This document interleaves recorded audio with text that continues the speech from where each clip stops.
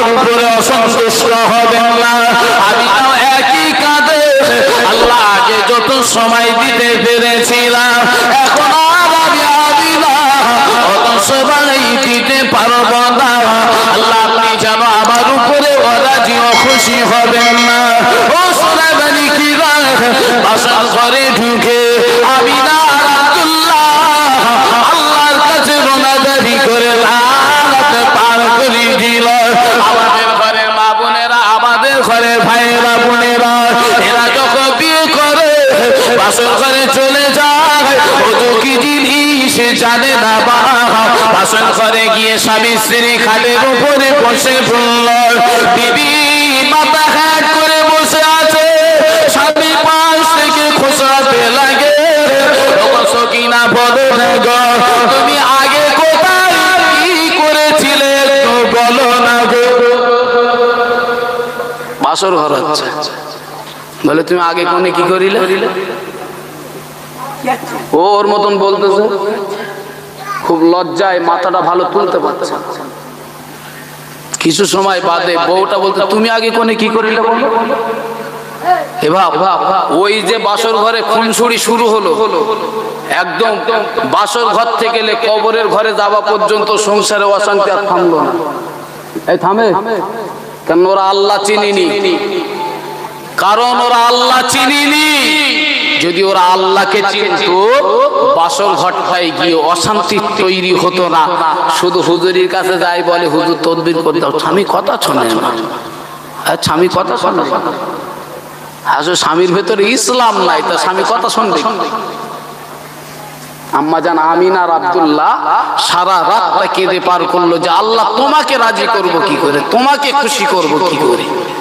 আর আমরা বলছি সংসার করব কি করে, এজা মেয়ে ছেলে আর ও বলতে এজা মদ্দা লোক, সংসার করব কি করে। ওই যে অশান্তি তৈরি হলো, একদম কবরের পেটে যাওয়া পর্যন্ত অশান্তি আর থামলো না। এটা না, আদর্শ তো ওইটাই। আপনি ওযু হালাতে বিবিকে নিয়ে বাসর ঘরেতে যান ভাই, বলতে কি বলতে নিজেকেও শরম লাগে। আমার ঘরের মা বোন তো এরাই বিয়ে করে এরা ওযু করবে কি করে? সেই বেবাড়িতে সেই থালা সাজায় না, কি বলে ওরে, মাল পাঠায় যখন খানজার থালায় সে কি কোথায় দেয় না, ওর ভেতরে একটা নেল পালিশ দেয়, দেয় না? নেল পালিশ দেয় তো, নেল পালিশ দেয়, আলতা দেয়, হেন তেন 7-17 দেয়। খোদার কসম নেল পালিশ যদি পরে ওর গোসল কিয়ামত পর্যন্ত চেষ্টা করলেও হবে না, যতদিন ওই নেল পালিশ থাকবে।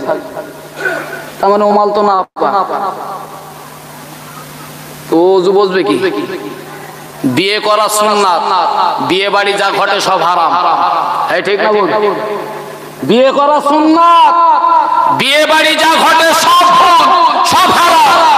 যদি বলেন কি করে হারাম, ভাই রাসূলুল্লাহর নাতি ইমাম হাসান আর ইমাম হোসাইন চেনেন তো, নাম শুনেছেন তো? ইহুদিরা কারবালার মরু ময়দানে ইমাম হোসাইন রাদিয়াল্লাহু আনহুকে শহীদ করে তার রক্ত নিয়ে ইহুদিরা হোলি খেলেছিল। তাই সেই হোলি থেকে হোলির জন্ম হলো।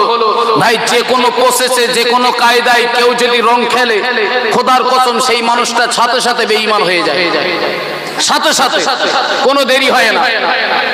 যে কোনো পরিস্থিতিতে, যে কোনো হালাতে, যে কোনো অবস্থাতে যদি কোন মুসলমানের বাচ্চা রং খেলে সেটা হারাম।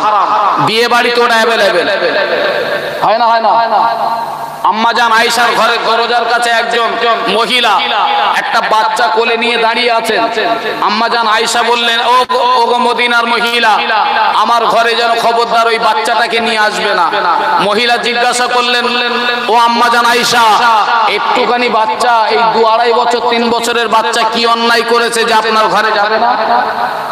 আম্মা জান আয়েশা জবাব দিয়ে বললেন, ওগো মদিনার মহিলা, আপনার বাচ্চার পায়ে যে ঘুমুর আছে, ওই নেপুরের যে দুটো নেপুর বাজে না, ঘুমুর বানা থাকে। হাদিস শরীফ বলছেন, যদি কোন মহিলার পায়ে ঘুমুর বাজে, ওই ঘর থেকে আল্লাহর রহমতের ফেরেশতা চলে যায়। তুমি কোন মুসলমানের বাচ্চা বাবা? তুমি ফেরেশতা তাড়াচ্ছ। আম্মা জান আয়েশা বললেন, মহিলা তুমি বাচ্চা নিয়ে ফিরে চলে যাও, ফেরেশতা তাড়াতে পারবো না। একবার জোরে বলো। আমরা বলতে ফেরেশতা থাকতে থাকবে, না না থাকবে গাঙ্গাজা সাজার, আমরা তো সেজে যাব। আম্মা জান আমিনা বাসন ঘরে কান্নাকাটি শুরু করলেন। আব্দুল্লাহ বাসন ঘরে কান্নাকাটি করলেন। পরের দিন সকাল হয়ে গেল। আব্দুল্লাহ বিবি আমিনার কাছে চলে গিয়ে বললেন, ও বিবি আমিনা, ও বিবি আমিনা, আমি আব্দুল্লাহ এতদিন একা ছিলাম, সংসারে চলাবায় তো ছিল না গো, সংসারের প্রতি কোনো চিন্তা আমায় ছিল না গো। ও বিবি আমিনা, আমি একটু মক্কার পথে বেরিয়ে যাই না, কোথাও কোনো কাজ আমি খুঁজে পাই কিনা দেখি না। আব্দুল্লাহ গুটি গুটি পায়ে মক্কা জমিনে বেরিয়ে ফুললে, একবারে মাথায় যায়, একবারও মাথায় যায়, কেউ আমায় কাজ দেবে কিনা। আব্দুল্লাহকে কেউ কোনো কাজ দেয় না। আব্দুল্লাহ মনটা মলিন করে বাড়িতে চলে আসে। আমাদের আম্মা জান আমিনা আব্দুল্লাহকে সান্ত্বনা দিতে লাগলে, ও প্রাণের স্বামী, আপনি মন খারাপ করবেন না, আজ আপনার রোজগার হলো না, তাতে কি হয়েছে?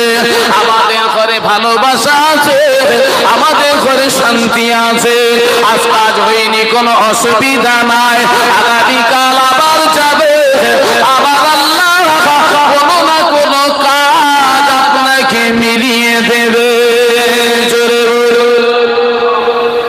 ওগুলো বিবি, আর আমাদের ঘরে যা আছে সব মিস্ত্রি, তাই না? রাসূলুল্লাহ আম্মা ছিলেন স্ত্রী, আর আমাদের ঘরে যা আছে সব মিস্ত্রি। বলছে আজকে রোজগার হয়নি, কি হয়েছে? কাল আবার যাবে। আমার চাচা সকালবেলা ভ্যানলে বের গেছে, দেওঘর থেকে ভাড়া খাটবে কার্তিকপুর পর্যন্ত, ভাড়া একটাও পাইনি। মনটা খুব মরা করে ভ্যানটা লে টুকটুক করে বাড়িয়ে এসে, চাচি জিজ্ঞেস কত, কাজ হয়নি। শান্তি না অশান্তি? বা আদর্শ কোথায় আছে? কোথায় আছে আদর্শ? খুঁজছেন না? জাহিলিয়াতের জমানায় যদি আম্মা আমিনার আদর্শ এটা হয়, তাহলে আপনি তো মুসলিম পরিবারের সন্তান, আপনার আদর্শটা আরো তো উন্নত হওয়া উচিত। আম্মা জান আমিনা স্বামীকে সান্ত্বনা দিলেন।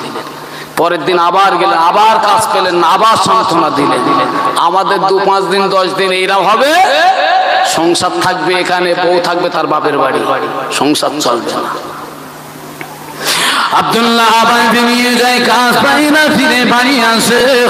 এমন করে বেশ কিছুদিন যাবার পরে আব্দুল্লাহ একদিন সন্ধ্যাবেলা মনটা বলি করে গুটি গুটি গুটি গুটি পায়ে ফিরে আসে। আব্দুল্লাহ বাড়ির দিকে যখন রওনা দিয়ে দিল, বলি তোহরা গদরের মেমোরিয়া আব্দুল্লাহকে ডাক দিলে, আব্দুল্লাহ একবার দাঁড়িয়ে যা। আব্দুল্লাহ দাঁড়িয়ে বললে, মরিয়াম ছুটে এসে বললে, হে আব্দুল্লাহ, আমি তোমার কাছে একটা কথা জানতে চাই, বলো দেখো। আব্দুল্লাহ বললে, কি কথা বলো? মরিয়াম জবাব দিয়ে বললে, আব্দুল্লাহ, তুমি আমার সঙ্গে বিয়ে করবে কিনা বলো দেখো। তুমি যদি আমার সাথে বিয়ে করো, আমি মরিয়াম, আমার আব্বা অনেক গরিব মানুষ, আমি তোমাকে 100 তোমাকে পুরস্কার দেব। আব্দুল্লাহ ওই কথাটা শুনে মাথাটা হ্যাট করে দিল। ও সোনাবালিকেরা, আব্দুল্লাহ মাথা তুলে না, কিছু সবাই বাদে মাথাটা উঁচু করে একবার দুপা করে আব্দুল্লাহ এগিয়ে যায়। মরিয়াম বাবার পিছন থেকে দেখে বললেন, চলে যেও না, চলে যেও না, যদি তোমার 100 উঠে না হয়